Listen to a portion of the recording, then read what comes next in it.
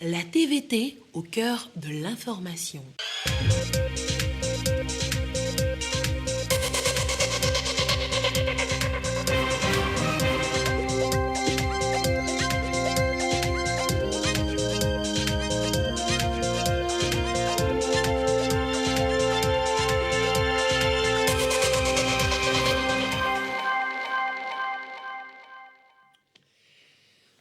Merci de votre attention. Bonsoir à tous. Dans l'actualité ce soir, la campagne de commercialisation café cacao. C'est parti pour la saison 2022-2023. Lancement à Palémé qui a vu primer aussi au nom du chef de l'État 3 cacaoculteurs togolais lauréats du concours Cacao of Excellence Award à Rome, en Italie. Hier, mercredi, c'était la journée internationale de la paix. Un grand panel de haut niveau a marqué l'événement chez nous. Sensibilisation de la jeunesse et sur comment renforcer la cohésion sociale et la paix notamment. Et puis nous parlerons aussi ce soir de la cybercriminalité, menace réelle à l'heure de la digitalisation de nos services publics. Ainsi, l'Agence nationale de la cybercriminalité au Togo a exposé ce jeudi le cadre réglementaire de lutte contre le phénomène dans notre pays. Voilà, Madame, Messieurs, le sommaire, bienvenue, voici le journal. C'est un nom, un visage auquel il faudra désormais s'habituer pour les 3-4 années à venir au Togo. Fili Sissoko, le nouveau représentant résident de la Banque mondiale au Togo, il était chez le chef de l'État ce matin, la présidence de la République, une audience de présentation, d'écoute surtout au démarrage de sa mission dans notre pays. Le nouveau patron de la Banque mondiale au Togo nous fait le compte-rendu de sa rencontre avec le président Faure Gnassingbé. Il est au micro de Ramdan Bassina. Le président de la République m'a fait l'insigne honneur de me recevoir au démarrage de ma mission au Togo et a partagé donc sa vision pour le développement économique et social, comme vous le savez, qui est inscrite dans la feuille de route gouvernementale, et m'a prodigué des conseils sur comment la Banque mondiale pourrait appuyer la mise en œuvre de la feuille de route du gouvernement. Avec les efforts importants que le Togo a fait ces dernières années, nous avons un portefeuille qui a quadruplé au cours de ces dernières années et qui est passé aujourd'hui à près de 900 millions de dollars d'investissement dans divers secteurs, le capital humain, les infrastructures, les réformes économiques et sociales.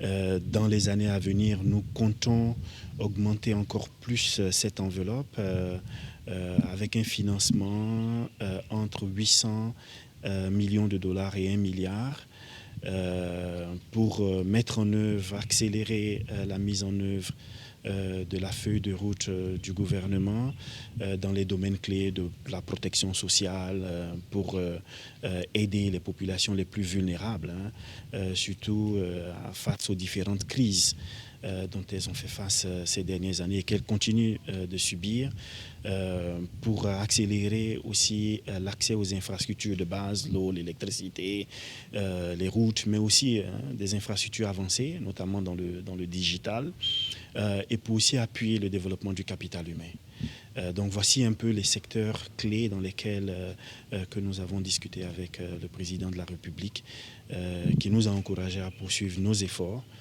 pour accélérer le développement économique et social et accélérer la mise en œuvre des programmes du gouvernement.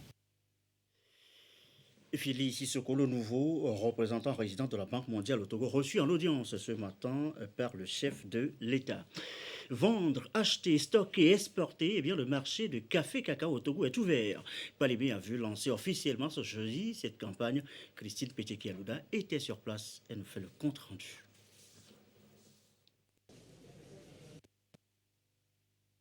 Le café et le cacao, deuxième et troisième culture d'exportation du Togo après le coton.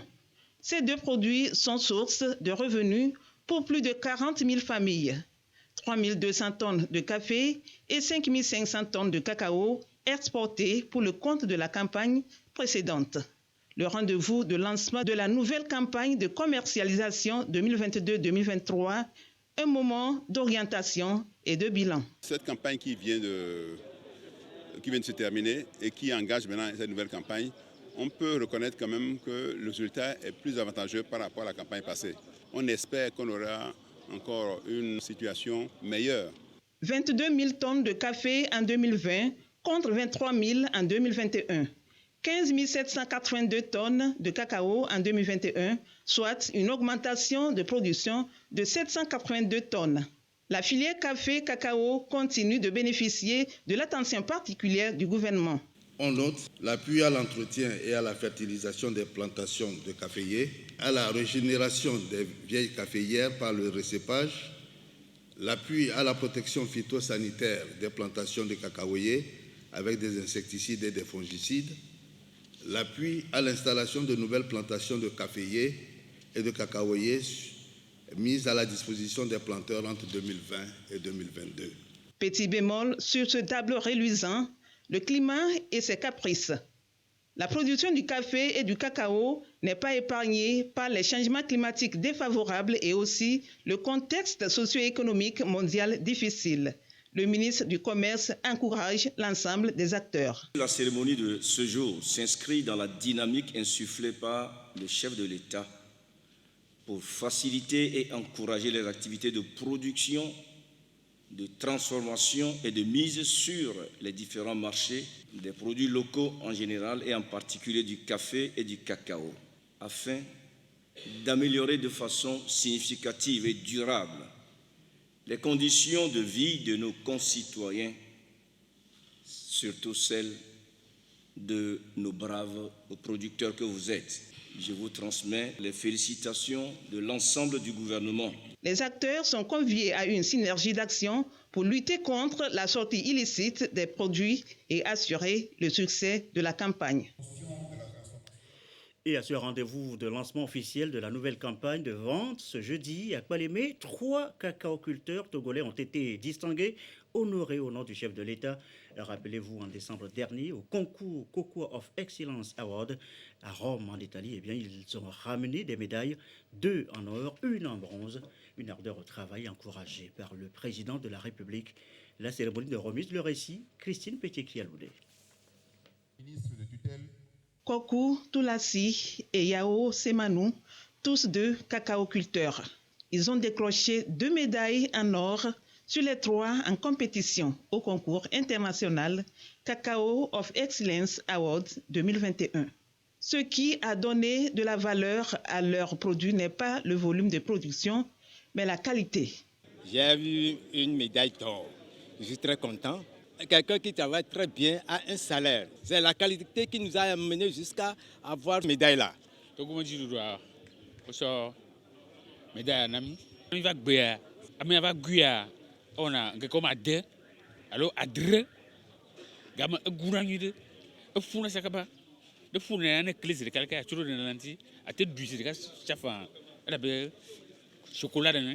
Etsonou Kodjo, 3e candidat, a ramené au pays la médaille de bronze.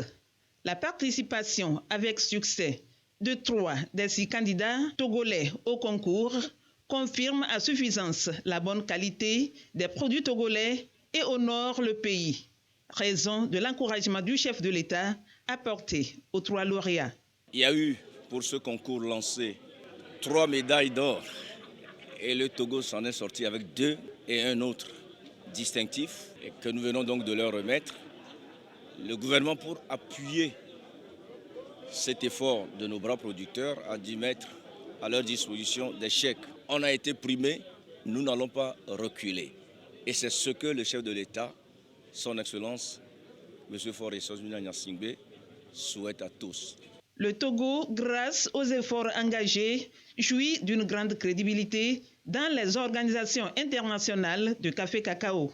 Le pays assure d'ailleurs la présidence de l'agence Café Robusta d'Afrique et du Madagascar depuis 2011.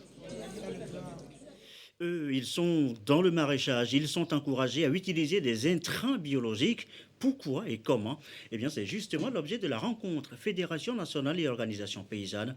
La rencontre à Kara, d'où la correspondance de Nestor Moussou. Depuis quelques années, la Fédération nationale des organisations maraîchères du Togo a opté pour une production biologique. Dans cette optique, la FENOMAT travaille avec ses partenaires sur les intrants agricoles. C'est pour partager les résultats obtenus ces derniers mois avec les délégués des maraîchers venus de toutes les régions du Togo que cette rencontre a été tenue. On vient de mettre en place un marché biologique à Kara qui est en contact avec les consommateurs. Donc, il faut renforcer maintenant cette production biologique. Donc, nous avons fait recours à certains partenaires. Aujourd'hui, c'est Acneji Innovation au ZIM. Nous avons travaillé avec Acneji en faisant des essais, leurs produits, leurs intrants biologiques sur l'étendue du territoire national après la certification de l'ITRA pour voir le comportement. Et effectivement, il y a eu les résultats. C'est ces résultats maintenant qui nous ont motivés à dire que nous allons faire un atelier d'échange. Il faudrait que la société gagne, il faudrait que la FENOMAT aussi gagne. Donc, il faudrait que tout le monde gagne, qu'on puisse avoir sur notre territoire les produits bio. Les intrants bio obtenus ont été présentés aux participants, à savoir le biopesticide et copticide agri, le biostimulant TerraBoost Pro et l'herbicide bio. Les conditions d'accès à ces intrants, les points de distribution et les prix ont été aussi abordés. Le directeur régional de l'agriculture, de l'élevage et du développement rural de la CARA, Pierre Mani-Mouebelei, a salué l'initiative qui, selon lui, vise à accompagner le gouvernement togolais dans sa volonté de promouvoir l'agriculture bio. Et le maraîchage, bien plus qu'un secteur agricole, c'est aujourd'hui un vrai métier qui exige une formation, des compétences. Le cas d'ailleurs dans bien d'autres métiers agricoles. Désormais, des livrets de formation sont disponibles pour plus de performances dans ces secteurs. Les précisions avec Carmen Madji Akapou. Des livrets de formation pour rendre plus productif le secteur agricole au Togo. 12 métiers agricoles sont bien identifiés. Le maraîchage, la pisciculture, l'élevage et la transformation agroalimentaire, entre autres. Le projet a été élaboré et conduit par la GIZ à travers ses programmes éducation et formation technique et professionnelle agricole, EFPTA classique 2013 et EFPTA femmes 2017. Ça porte un grand valeur ajouté à l'économie togolaise ainsi qu'à ceux qui vont utiliser ces curricula, parce que ça permettra de professionnaliser les activités dans le secteur agricole pour ceux qui travaillent soit déjà dedans ou bien pour ceux qui s'intéressent mais qui n'ont pas encore osé de se plonger dedans car l'agriculture est considérée comme une profession très dure et parfois un peu fatigant. Par contre, c'est le secteur qui emploie la majorité des Togolais et des Togolaises et qui emporte une grande valeur au développement de l'économie nationale. Dans ces livrets, les curricula sont bien définis pour chaque métier. Les formations seront de courte durée, 6 mois maximum. Finalité, permettre au Togo de disposer de bonnes compétences en matière agricole. Comment ces livrets sont structurés permettent de conférer des compétences réelles dont a besoin le marché du travail. Et donc, nous espérons que ces livrets permettront de mieux professionnaliser la formation agricole au Togo. Ces documents sont essentiellement destinés à tous les centres qui œuvrent dans la formation professionnelle et essentiellement les centres de formation agricole et rurale. Avec le programme EFPTA, le Togo dispose de 10 chartes de compétences, 355 guides d'apprentissage et de 26 livrets de formation. Un package qui met le secteur agricole et celui de la formation technique en bonne voie pour accélérer la croissance économique telle que déclinée dans la feuille de route gouvernementale 2020-2025. Et que ce soit pour l'agriculture, la vie au quotidien, nos sorties, la programmation par exemple de nos événements, même les plus basiques, eh bien la météo est aujourd'hui incontournable. C'est une évidence. Tout aussi évident, la difficulté à interpréter les bulletins météorologiques, d'où cette formation à Atakpamé pour les journalistes appelés, vous le savez, à jouer les relais. Les explications, Sylvain Rapoutou. Les termes météorologiques sont parfois mal utilisés lors de la diffusion des bulletins d'information météo. Ces termes techniques, la Direction générale de la météorologie nationale veut se les faire approprier par les professionnels des médias, notamment des journalistes et radiodiffuseurs. Ceci pour les amener à une meilleure compréhension des termes, mieux les interpréter pour une bonne utilisation des données visant à faciliter la compréhension aux producteurs. La météorologie élabore à tout moment les bulletins. Donc ces bulletins contiennent des termes techniques que les journalistes à des moments ne comprennent pas. Donc c'est l'occasion de pouvoir travailler avec ces journalistes, leur expliquer, décrypter les termes techniques que nous utilisons dans nos bulletins pour que les journalistes puissent faire large diffusion, comprendre d'abord le message avant de faire large diffusion auprès des populations les plus vulnérables et surtout auprès des collectivités. Une formation qui déjà comble l'attente des uns et des autres.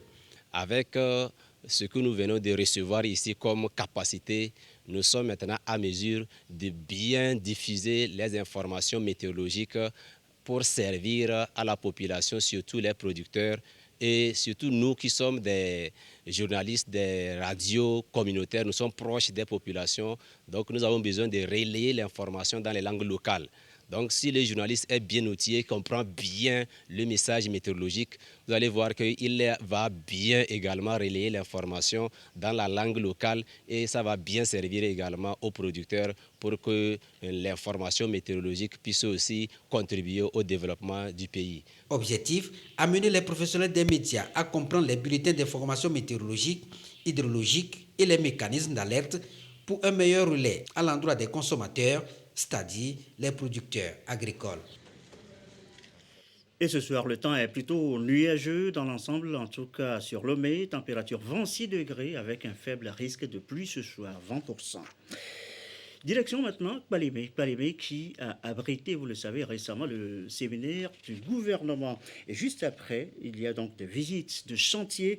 Une délégation du gouvernement donc a rendu visite, s'est rendue donc au centre préfectoral hospitalier de Kpalimé et c'est à l'initiative du chef de l'État. Qu'est-ce qu'on retient de cette visite sur place? Yves Agouvivi pour les précisions. Impossible d'ouvrir cette porte. La délégation gouvernementale, conduite par le ministre en charge de la Santé, professeur Mejiawa, a été obligée de se tourner vers une autre salle du centre hospitalier préfectoral de Kpalimé. Et ici, c'est propre? C'est vrai?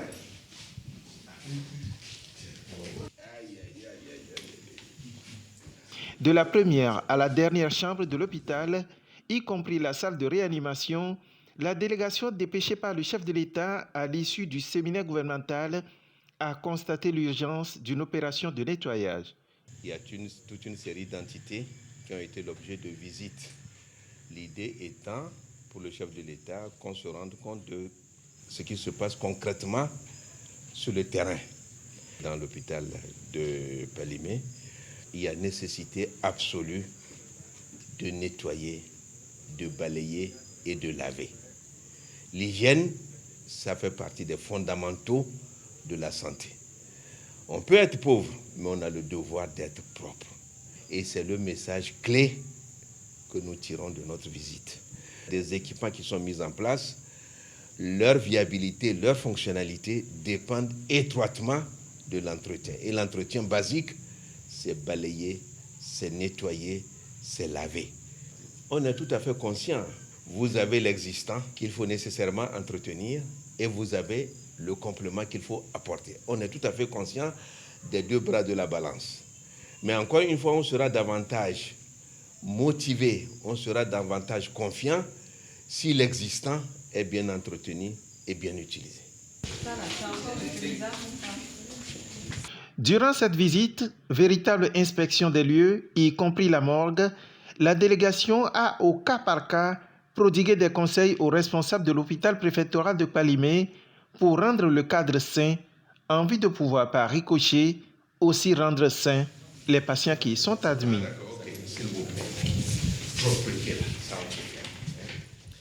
On en vient maintenant à cette préoccupation pour tous, préoccupation majeure, le terrorisme.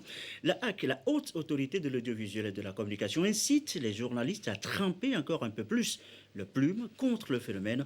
Émissions radio-télé, articles de presse ou en ligne, tout doit accompagner les efforts déjà entrepris par les autorités togolaises. Le contenu de la formation, les précisions de Sylvain Aboudjou à Takwame. Des professionnels des médias à l'école d'approfondissement de leurs connaissances pour davantage améliorer la qualité de traitement de l'information dans le contexte de la lutte contre le terrorisme au Togo. Ce phénomène qui sème la désolation, la peur et trouble la paix sociale dans les savanes appelle les journalistes à donner aux populations des informations justes, informations qui n'appellent pas à la haine ni aux révoltes, mais qui plutôt contribuent efficacement à cette lutte engagée par les plus hautes autorités. Il y a des choses que nous devons dire, il y a des choses que nous ne devons pas dire. Il y a des images que nous devons publier, il y a des images que nous ne devons pas publier. Maintenant, quand il s'agit des défis sécuritaires, l'information a une portée sécuritaire.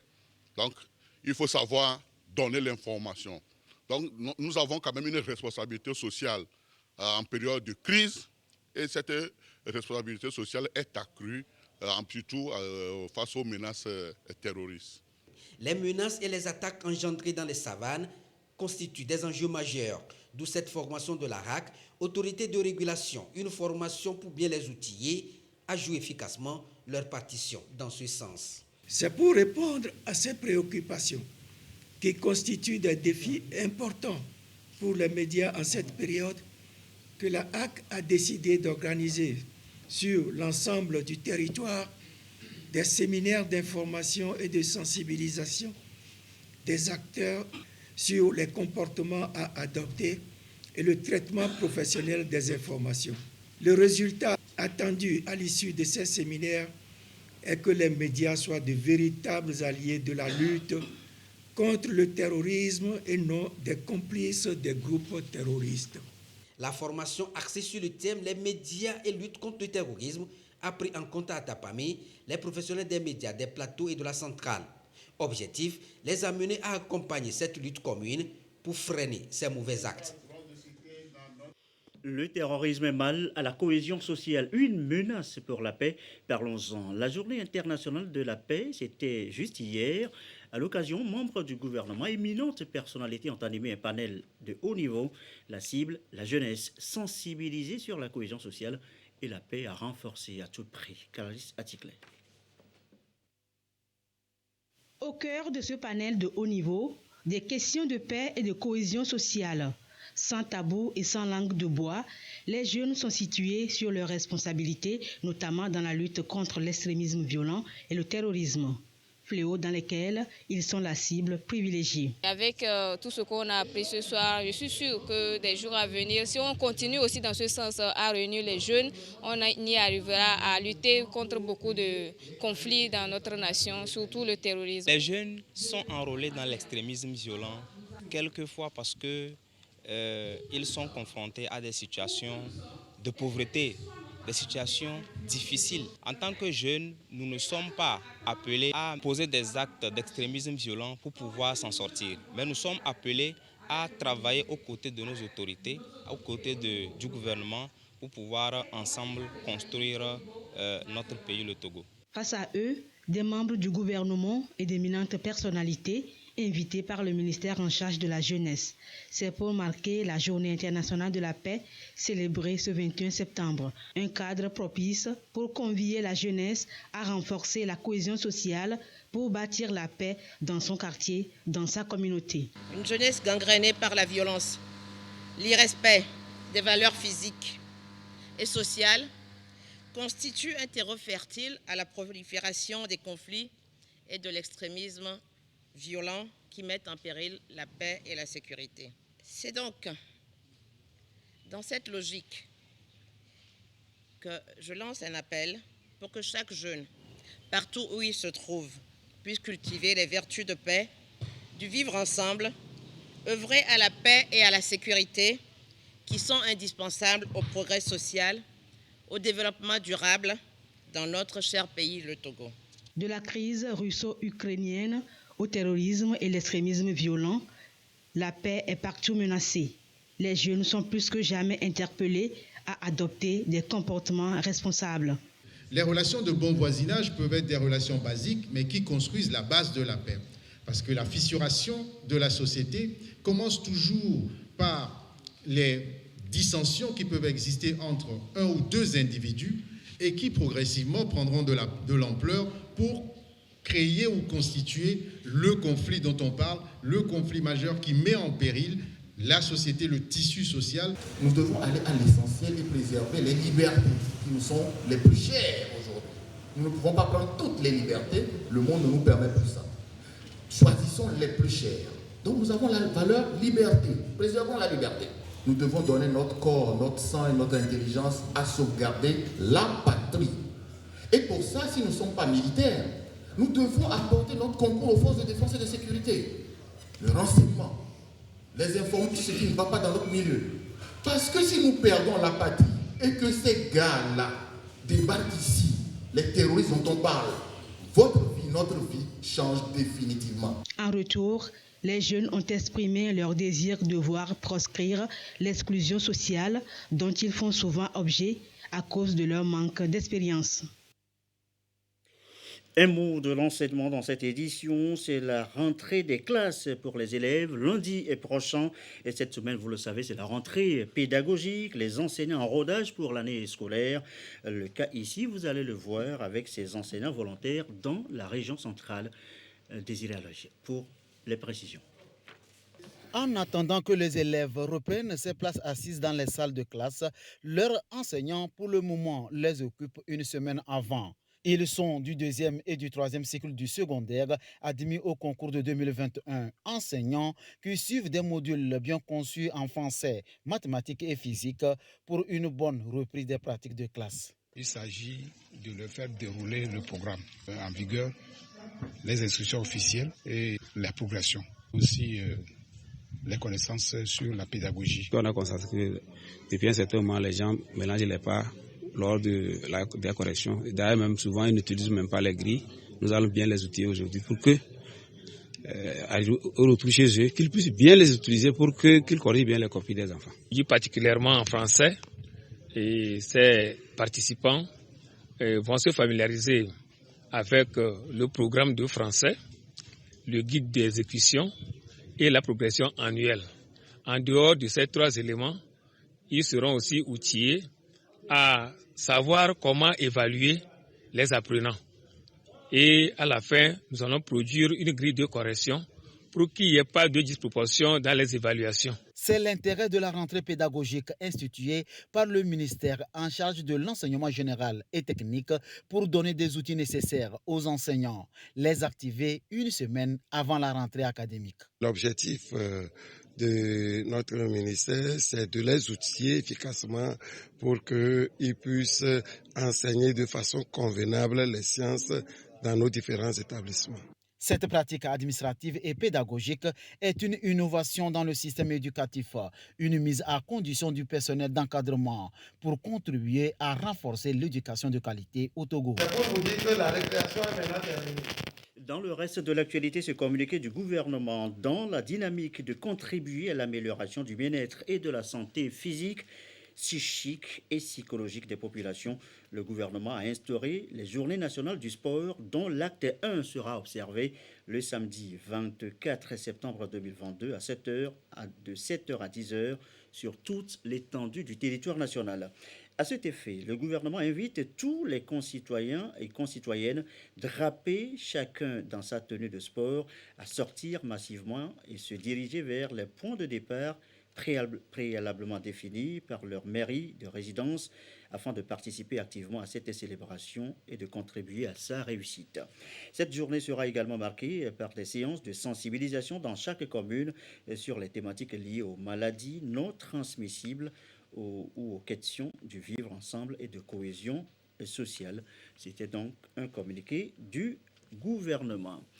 Les vacances utiles pour boucler cette édition, un peu de tout pour apprendre, voir, susciter même des vocations. Ces élèves dans le Vaud s'en sortent, vous allez les voir, pas peu fiers de leur expérience à l'initiative Unir Vaud. Le récit Edwige Atakwa-Bassabi avec Sandra Ziabé.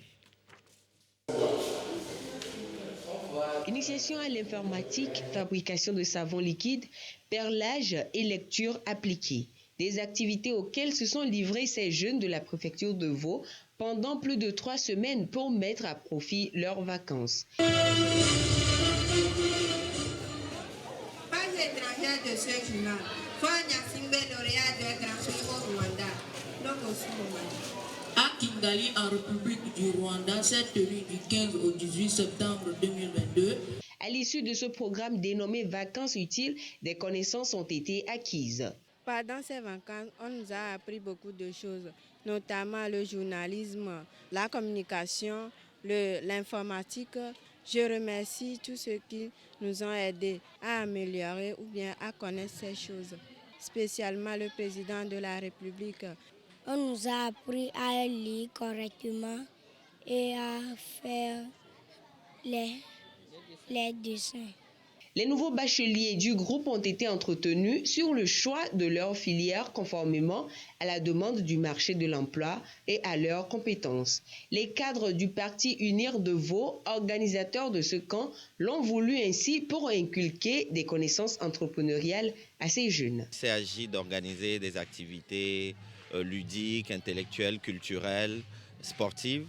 Donc ces activités avaient pour objectif en réalité de partager les valeurs du parti Unir avec ses enfants, des valeurs de paix, des valeurs d'unité, des valeurs d'union, des valeurs de respect, valeurs prônées par le distingué militant Faure Eswatini Gnassingbé qui est le président de notre parti. Ils étaient plus de 500 jeunes à répondre à l'édition 2022 de Vacances utiles dans le Vaud. Des kits scolaires leur ont été offerts pour leur permettre de bien entamer la rentrée. C'est aussi le vivre ensemble qui a été promu à travers cette initiative. Et l'autre grosse actualité du jour aussi, c'est la fête de la pierre sacrée et plusieurs jours de rituels. Et enfin, la couleur et le message de la pierre sacrée, 359e édition. Elle est blanche, immaculée et porteuse de prospérité, de bonheur. La pierre sacrée appelle également à des sacrifices aux divinités, danses, prières, incantations à rythmer la fête traditionnelle Ekpe qui marque là le début d'une nouvelle année chez le peuple Gan. Vous voyez donc les images de liesse de la population. Et ainsi se referme cette édition du soir. Merci à vous qui nous suivez sur la télévision togolaise. Encore plus à Pessaré ce soir et comme d'habitude et toujours fidèlement. Très belle soirée, bonne fête dans les lacs.